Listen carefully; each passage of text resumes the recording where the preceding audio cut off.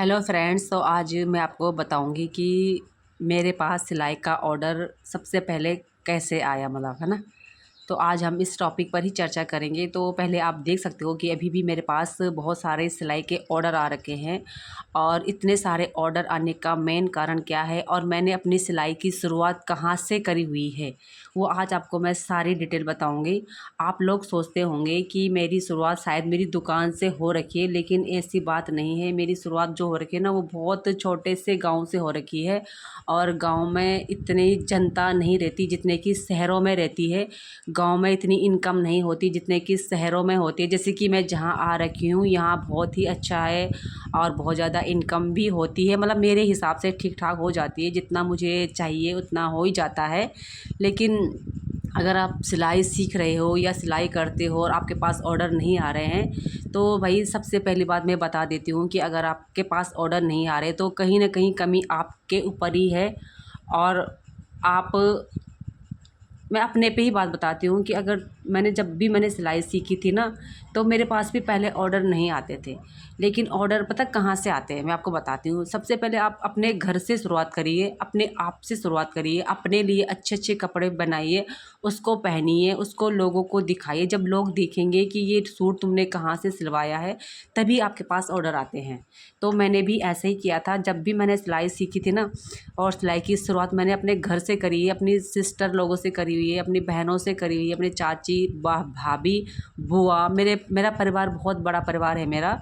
तो मेरे पास मेरे घर वाले ही मेरे पास कपड़े सिलवाने देते थे और उन्हीं के कपड़ों पे मैंने प्रैक्टिस करी हुई है। और मैं तो कहीं बाहर जाती नहीं थी, लेकिन मेरे घर वाले बाहर जाते थे। जैसे चाची लोग थे, जैसे बहनें थी, कॉलेज जाती थी। चाची लोग जैसे गांव में घास वगैरह काटने के लिए जाते हैं, बाज़ार जाते हैं, तो ये लोग अपने फ्रेंड को बताते थे कि मतलब मेरी बहन ने कपड़े सिले हैं या मेरी भतीजी ने कपड़े सिले हुए हैं।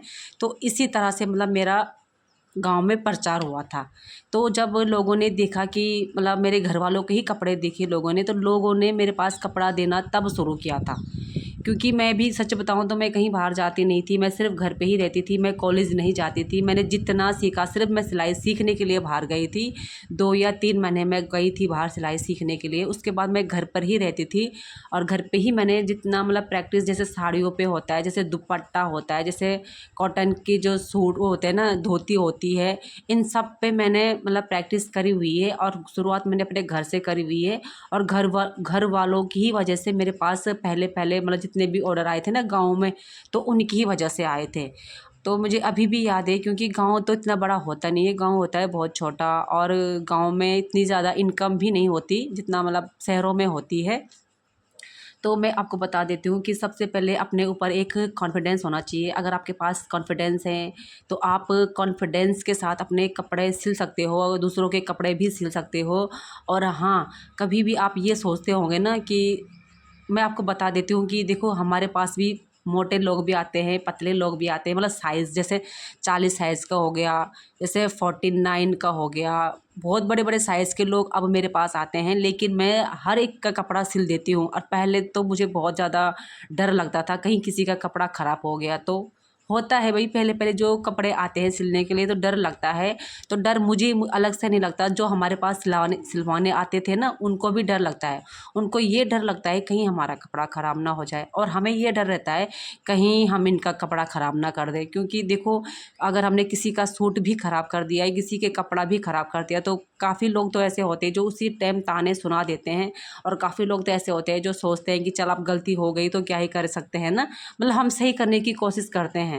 पर फिर भी मैं आपको बता देती हूँ कि आज की डेट में मेरे पास मतलब आज मैं इतने फुल कॉन्फिडेंस के साथ बोल सकती हूँ कि मैं एकदम परफेक्ट सिलाई करती हूँ। मेरी सिलाई में एक भी मतलब इंच की कमी नहीं आती है, चाहे फिटिंग की हो, चाहे सलवार की हो, चाहे पैंट प्लाजो की हो, चाहे ब्लाउज की हो, किसी में कोई कमी नहीं आती।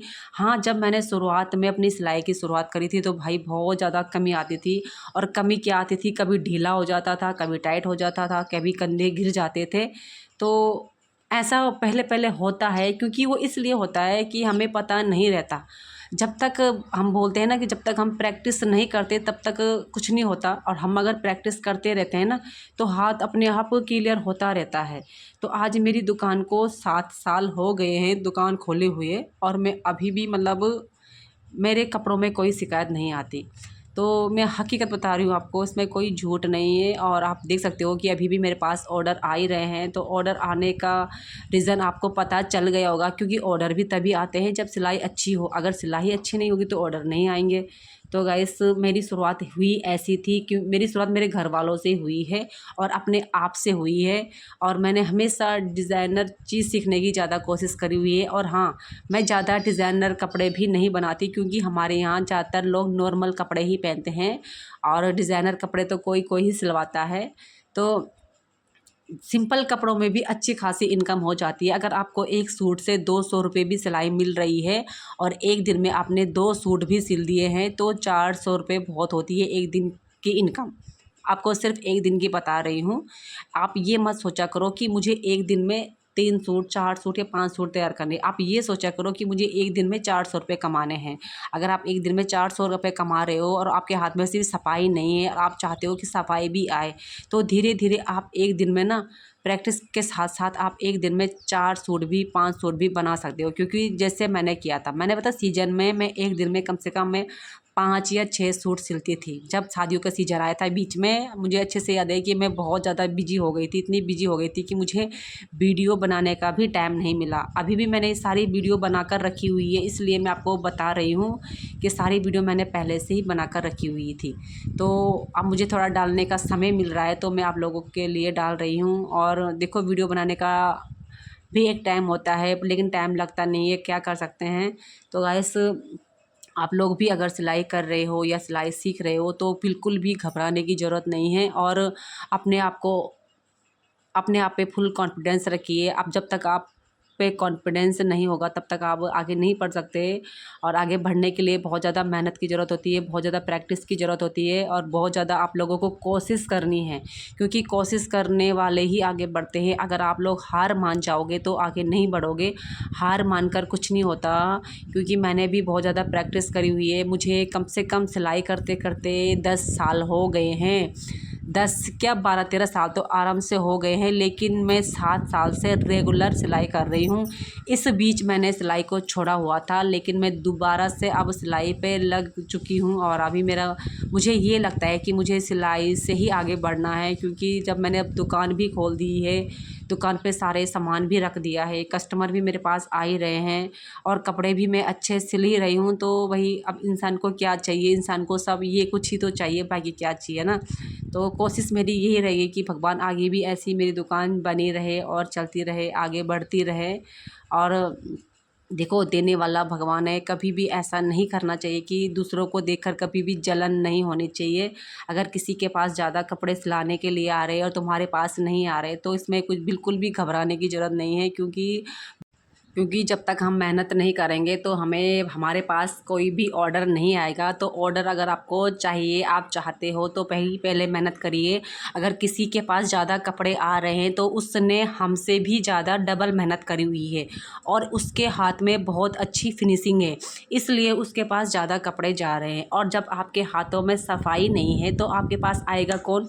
तो इसीलिए आप कोशिश करिए, अपने घर पर ही कोशिश करिए, कहीं बाहर जाने की ज़रूरत भी नहीं है। और जैसे मैंने शुरुआत करी है, आप भी वैसे ही शुरुआत करिए, क्योंकि जब हमारी शुरुआत जो होती है ना, हमारे घर से ही होती है और कहीं कहीं से नहीं होती। घर वाले ही बाहर प्रचार कर लेते हैं, या फिर अपने दोस्तों से शेयर करिए, अपने आस पड़ोस से बताइए, अपने आप तुम्हारे पास कपड़े आना शुरू हो जाएगा। तो गाइज़, आज का वीडियो मेरा इतना ही था। आपको कैसा लगा मुझे कमेंट में ज़रूर बताना, और मेरी वीडियो को लाइक शेयर कमेंट तो ज़रूर करना और चैनल को सब्सक्राइब भी ज़रूर करना। तो आज का वीडियो मेरा इतना ही है। अगर आप लोगों को थोड़ा अच्छा लगा हो तो कमेंट में ज़रूर बताना, क्योंकि मैंने आज अपने बारे में थोड़ा बहुत आप लोगों को बताया हुआ है और बहुत दिनों के बाद वीडियो डाल रही हूँ, क्योंकि टाइम नहीं मिल रहा था वीडियो डालने का। तो अगर टाइम मिलता रहा तो मैं आप लोगों के लिए फिर एक अच्छा सा वीडियो लेकर भी आऊँगी। तो फिर मिलते हैं आपको नेक्स्ट वीडियो में, तब तक के लिए बाय बाय। और आप लोग आगे बढ़िए, मेहनत करिए, कोशिश करिए, आप ज़रूर कामयाब हो जाओगे।